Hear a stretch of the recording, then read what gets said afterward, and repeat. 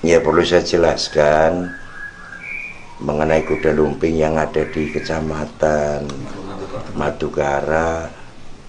Kalau tidak salah 1 minggu yang lalu, tepatnya malam minggu itu ya, saya kira kurang pas ya, kurang pas gitu. Mestinya pemerintah bersama TNI Polri ini ya memberikan edukasi, pelayanan yang baik gitu. Jadi edukasi itu kan pelayanan atau penyuluhan kan gitu ya. Jadi jangan tanggapannya kan tuh ngertinya edukasi taunya dibubarkan mungkin gitu. Pemahamannya begitu, edukasi itu dibubarkan gitu. Mestinya harus ada penyuluhan. Kan kewajiban kita pemerintah. Iya kan, pemerintah itu punya kewajiban. ASN, TNI, Polri dibayar pakai uang rakyat mas gitu. Itu kan pakai uang rakyat semua. Jadi mestinya kita memberikan pelayanan gitu. Kita kan digaji pakai uang rakyat. Nah kalau sekarang rakyat nanti menolak sama pemerintah bagaimana? Ini yang perlu dipahami. Kalau nanti rakyat sendiri menolak dengan pemerintah, iya. Kalau dari awas loh, hati-hati loh. Masih ada kata-kata revolusi loh. Iya kan? Dan masih ada kata-kata loh, kedaulatan milik rakyat loh mas. Gitu, paham nggak? Pak, kalau dari laporan Pak, kalau untuk pengunjung sendiri seperti apa sih penonton Pak? Memang lebih aturan atau seperti apa Pak? Enggak lah. Enggak, itu karena kesewenang-wenangan saja gitu, paham nggak? Mestinya kita yang bijak. Kalau memang ada yang duduk berdampingan, diingatkan. Kewajiban lah gitu, paham nggak? Jangan kita adigang-adigung, paham nggak? Mengeluarkan akunya hebat, itu jangan gitu, paham nggak? Nggak ada manusia yang hebat, paham nggak? Manusia ini dilahirkan di dunia untuk menjadi manusia yang lemah. Maka kita punya kewajiban untuk bisa saling bekerja sama yang baik, ya kan? Bersahabat yang baik, ya kan? Kalau kita dipercaya oleh masyarakat, mari kita berikan contoh yang baik, kan gitu. Lah kalau rakyat nggak boleh hiburan, ya kan? Hiburan di situ kan juga multiplayernya luar biasa, gitu. Di situ mendatangkan UMKM, ya kan? Seperti kemarin ada terjadi nenek-nenek nangis ke sini. Dia dagang pecel, ya kan? Modalnya duit 200.000 rupiah. Belum laku, baru nongkrong sudah dibubarkan. Yang namanya pecel ini kan barang busuk, ya kan? Nggak bisa ditimbun sampai besok, itu nggak bisa. Kalau kerupuk bisa dimasukin ke dalam plastik, nggak melempem, paham nggak? Lah kalau seperti sayuran udah direbus, paham nggak? Itu kan barang langsung busuk gitu. Apa kira-kira nenek itu punya kulkas? Kan nggak punya. Jadi kita melihatlah, pemerintah harus melihat di situ ada orang kecil, ada orang yang betul-betul sehari cari makan untuk sehari hidup gitu. Itu yang perlu kita pertimbangkan gitu.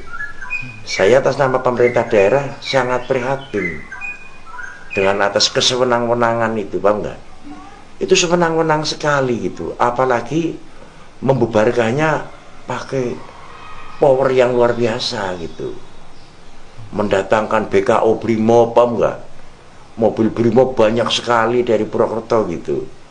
Itu mau unjuk gigi, unjuk taring kekuatan, atau mau bagaimana gitu, paham nggak? Kurang pas nih Pak. Nggak pas, nggak bener dah, nggak bener, paham nggak? Lah akhirnya masyarakat tersinggung. Masyarakat pun punya taring, paham nggak? Di situ ada yang menghasut, ya kan? Kedaulatan milik rakyat, paham nggak? Yang bayar pajak rakyat. Ini yang perlu kita pahami, perlu kita sadari. Negara ini bisa bangkit karena pajak rakyat, paham nggak? Negara nggak akan hidup, tidak akan berdiri jadi negara kalau tidak ada rakyat, kan gitu, paham nggak? Jadi marilah kita sama-sama dipercaya oleh rakyat. Bagaimana caranya kita bisa, ya kan, melayani rakyat dengan baik gitu. Saya ingat loh, pada waktu tanggal 22 tahun 2017 di bulan 5 saya dilantik. Itu saya disumpah untuk bisa memberikan kemakmuran untuk rakyat gitu. Lah ini pelayanan terhadap rakyat kan termasuk kemakmuran, paham nggak? Jangan pakai alasan yang macem-macem lah, udah. Sudah rakyat lebih tahu, rakyat udah tahu kok, paham nggak? Yang jelas paham Belanda tidak boleh hidup kembali di Indonesia. Mari kita bekerja yang benar dari rakyat untuk rakyat. Insya Allah kalau kita melayani rakyat dengan baik, rakyat juga imbal baliknya ada. Saya sudah merasakan kok. Saya melayani rakyat di Banjarnegara, ternyata rezeki saya jibar-jibur, Mas. Yang namanya makanan, daging, ikan, semua datang berdatangan. Itu karena rakyat merasa dilindungi gitu, merasa dilayani gitu. Jadi jangan mikir belum apa-apa baru duduk sudah, ya kan, kepingin punya Pajero, punya Harrier, punya Alphard, paham nggak? Iya, yang diperes mana, yang mau ditonjok yang mana gitu, paham nggak? Janganlah gitu. Terus Pak, ini Pak, terkait dengan viralnya pernyataan Pak Bupati Pak, terkait dengan mengizinkannya istilahnya kesenian, terus pengajian, ini seperti apa Pak menyikapinya Pak, jenengan Pak? Dan jenengan siap bertanggung jawab ketika ada Saya 100% bertanggung jawab. Saya hanya menjalankan perintah pimpinan saya. Ini instruksi Menteri Dalam Negeri, paham nggak?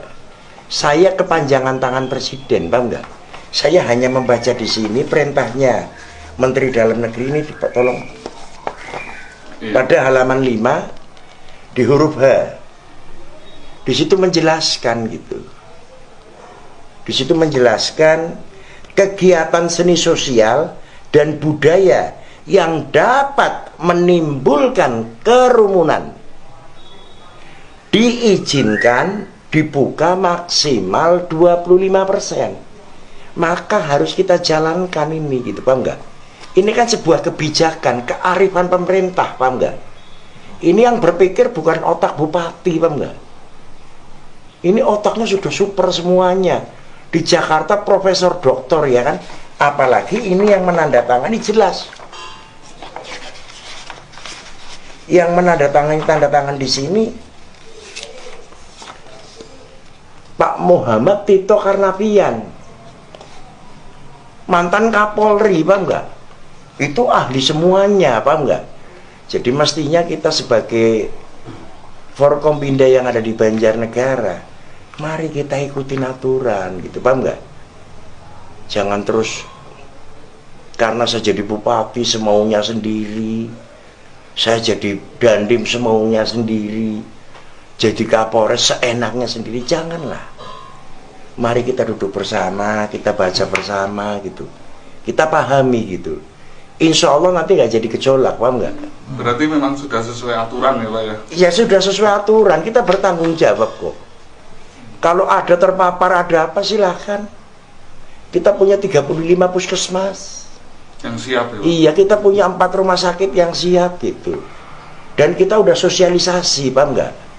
Apalagi yang diperintahkan oleh Pak Ganjar Pranowo, Gubernur Jawa Tengah gitu, supaya jogo tonggo, paham nggak? Itu sudah kita RT RW sudah siap semua gitu, paham nggak? Berjalan ya Pak? Sudah berjalan. Yang terpapar, yang baru OTG, paham nggak? Itu langsung karantina mandiri gitu. Karantina mandiri di rumah, paham nggak? Nanti dinas kesehatan yang datang ngirim obat gitu, paham nggak? Mungkin kan menjadi pro kontra kan karena kabupaten-kabupaten yang lain karena ada lonjakan ya Pak ya. Terus di sini dengan adanya itu menjadi viral, gimana Pak terkait dengan lonjakan itu? Ya silakan lah. Itu kan bupati masing-masing, ya kan. Kalau saya membacanya seperti ini gitu. Penafsirannya seperti ini gitu, paham nggak?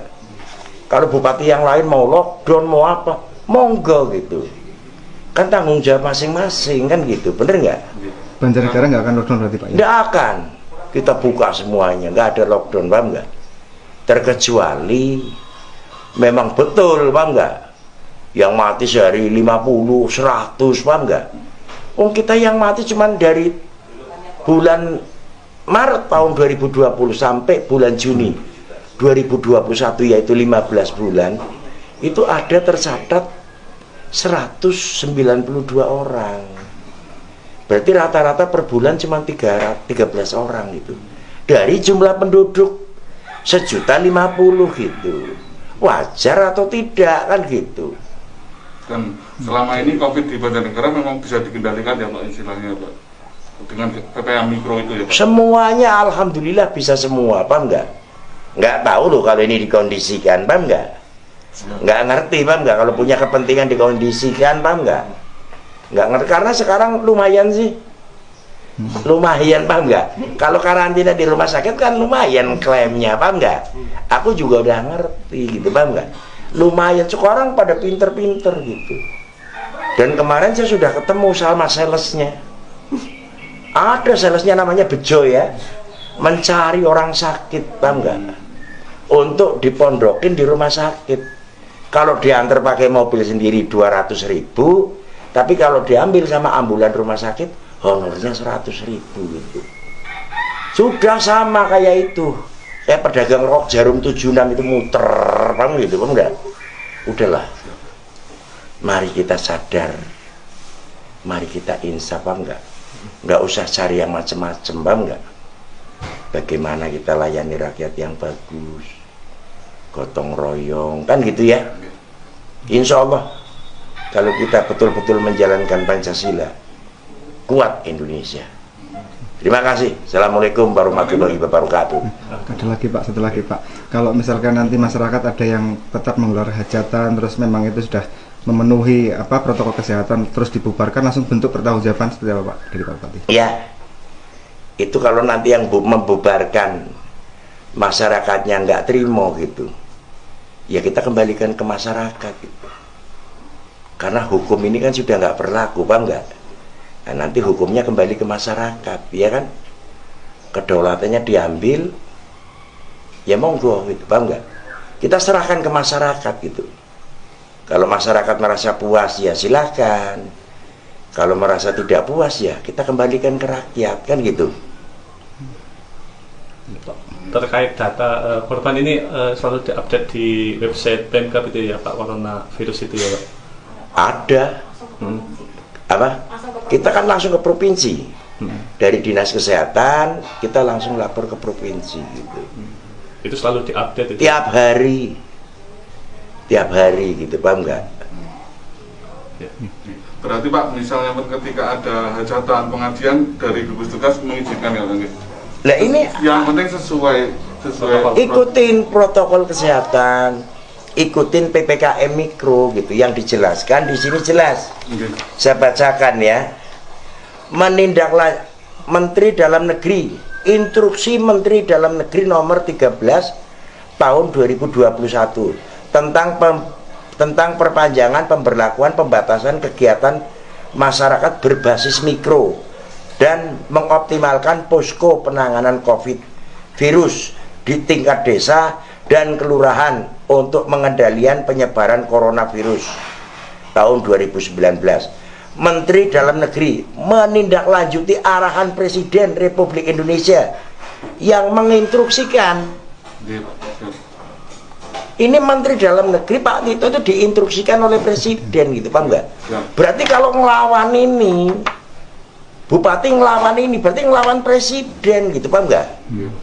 Ngelawan Menteri Dalam Negeri, nggak TNI Polri. Kalau melawan ini, berarti dia sudah tidak setuju dengan Presiden, nggak setuju dengan Menteri Dalam Negeri. Ngoten Pak Presiden, mari kita sikat habis kalau nggak setuju kan gitu. Siap.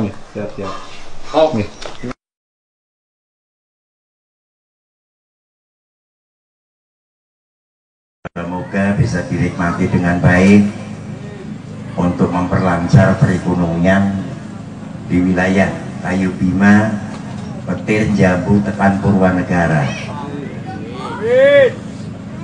saya berpesan kepada masyarakat, Pak Bupati bertanggung jawab sepenuhnya untuk kegiatan pengajian, kegiatan olahraga, kesenian, empik, monggo jalan terus. Tapi aja kelalen, protokol kesehatan harus jangan sampai tidak dipakai, harus dilaksanakan. Insya Allah kalau panjenengan bisa menjalankan prokes kesehatan, penyakit kopet meret serang Banjarnegara.